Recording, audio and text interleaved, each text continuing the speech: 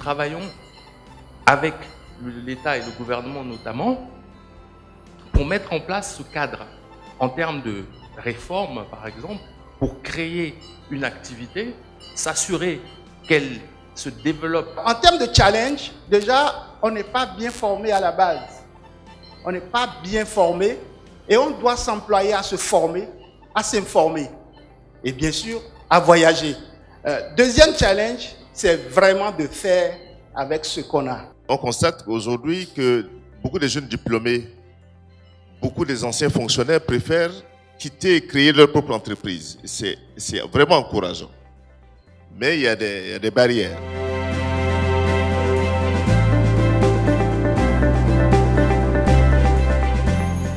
On a souvent tendance à l'oublier.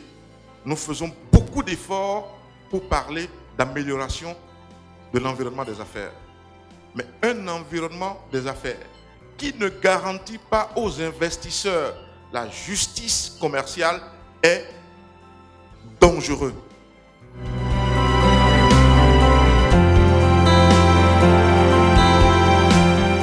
Les PME, PMI qui veulent investir dans du matériel neuf dans la vue de la création, de la conception, de la fabrication, sont exonérés de droits et taxes. Et ça, encore une fois, c'est une mesure qu'il faut vulgariser.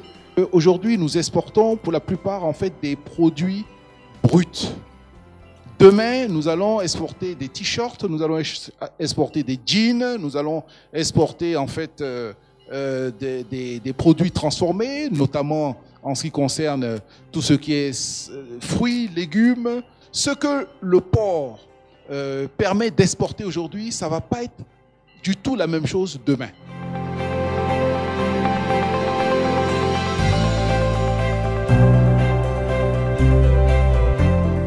Avec la digitalisation, il y a beaucoup d'avancées qui peuvent s'effectuer. On peut faire des bons technologiques, on peut travailler à corriger ces retards, on peut travailler à rétablir cet équilibre en fait dans la société de façon générale. On se rend compte que depuis que le numérique existe, depuis que ces solutions sont rentrées dans nos vies, je crois qu'une étude disait que l'Afrique a gagné 2 décennies avec ces technologies-là.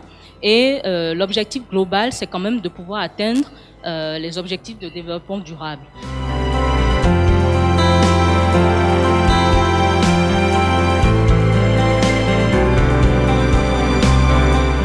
Le cloud, en fait, c'est pas quelque chose qui se décrète. Tu ne peux pas te réveiller un jour et dire que je vais aller sur le cloud. C'est-à-dire, il faut que ça réponde à une logique économique, à une logique technologique et à une logique business. C'est quoi la fonction en fait d'une IT? La fonction d'une IT, c'est une fonction support. Aujourd'hui, elle est en train de devenir une fonction beaucoup plus stratégique. Et sa fonction en fait principale, c'est de pouvoir accompagner le business.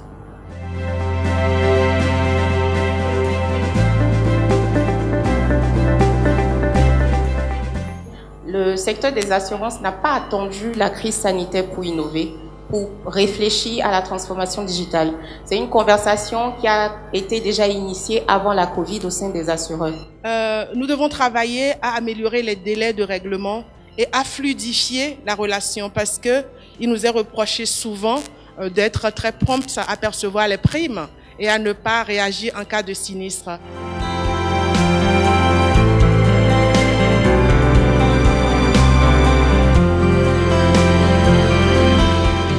La plupart des projets que vous allez voir échouer, c'est que le gouvernement ou l'autorité contractante n'a pas les capacités, non seulement de comprendre le projet, de le négocier, de comprendre le business model, de comprendre les enjeux. On connaît les enjeux, mais on est incapable de rentrer dedans, de comprendre les éléments. Nous ambitionnons déjà 2022 avoir une autonomie énergétique pour le Bénin, et avoir nos propres capacités de production qui vont couvrir l'ensemble de nos besoins. Mais le challenge qui suit derrière, c'est de passer très rapidement, avant 2030, à un taux de 40% minimum de pénétration du renouvelable dans le système global de production d'électricité du Bénin.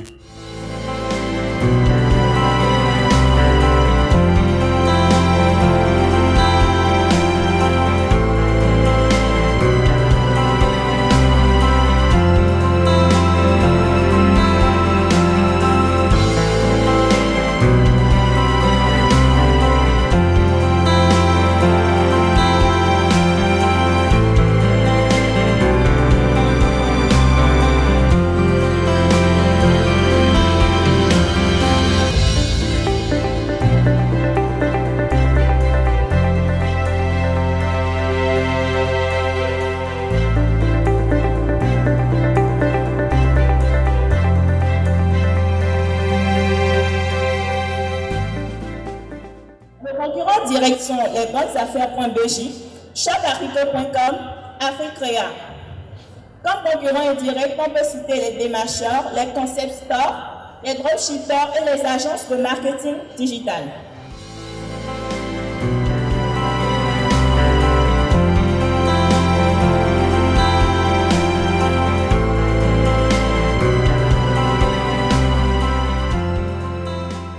La digitalisation, le numérique, au même titre que l'innovation de manière plus générale, donne l'opportunité aujourd'hui au Bénin et aux entreprises béninoises de se positionner comme les futurs pourvoyeurs de solutions qui sont réplicables ailleurs.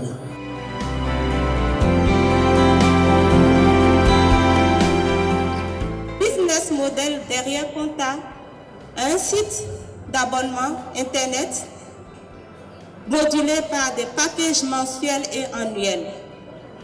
En parlant de coûts, nous avons 3 packages, un gratuit, freemium, pour accompagner à l'intégration. Les autres sont des packages payants.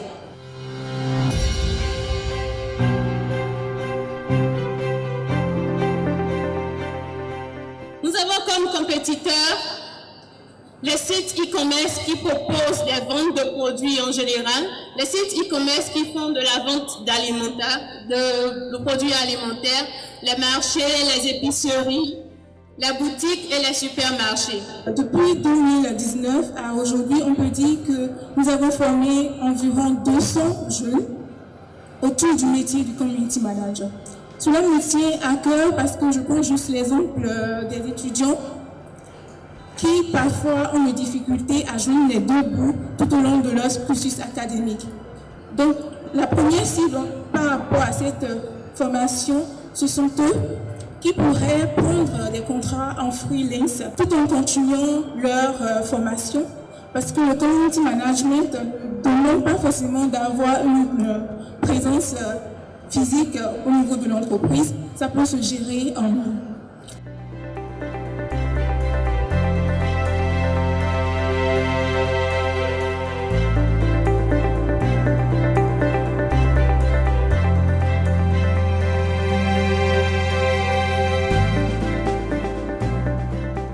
On parle de commerce électronique, mais on veut commercialiser quoi? Tout n'est pas destiné au commerce électronique. Si je prends le coton, une balle de coton ne peut pas se vendre via du commerce électronique.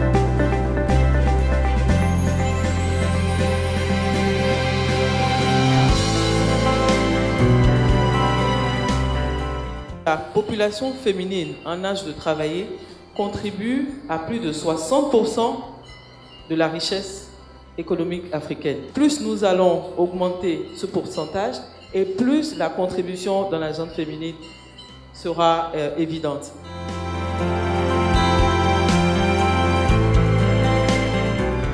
Nous avons même parfois la méchanceté, la jalousie entre nous-mêmes les femmes. Et ça, c'est culturel.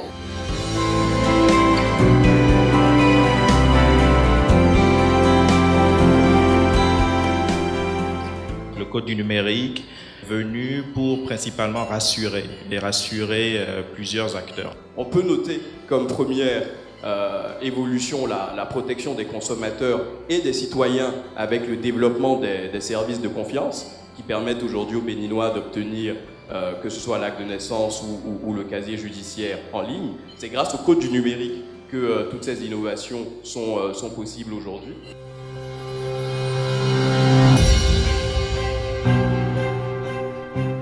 Quand on parle d'investissement, la première chose à faire, c'est quoi? C'est de mettre en place un projet d'investissement. Le projet, il doit avoir un certain nombre d'éléments. C'est après avoir réalisé le projet d'investissement, maintenant qu'on va aller vers la phase de financement. On ne prête pas de l'argent à une entreprise à cause du second way out, à cause de la deuxième voie de sortie. Le second way out, voilà. C'est la première voie de sortie qu'on analyse. On s'assure que tout a été prévu pour que le défaut n'arrive pas.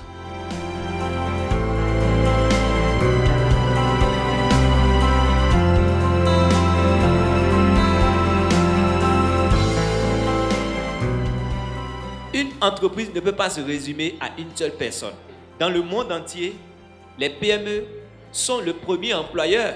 Ce sont les PME qui créent plus d'emplois dans un pays.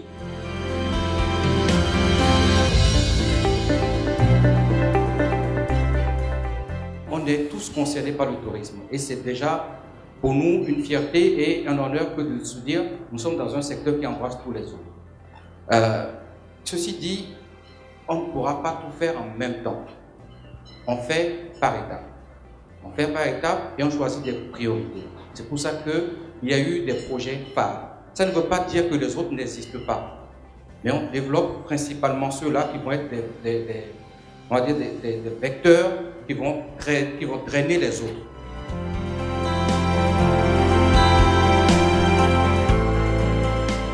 À tous ces investisseurs en herbe et des investisseurs un peu plus confirmés, de montrer de quoi ils sont capables et surtout, vous leur donnez l'occasion de vraiment être la vitrine du dynamisme de notre pays. Pour cela, je voudrais vous remercier.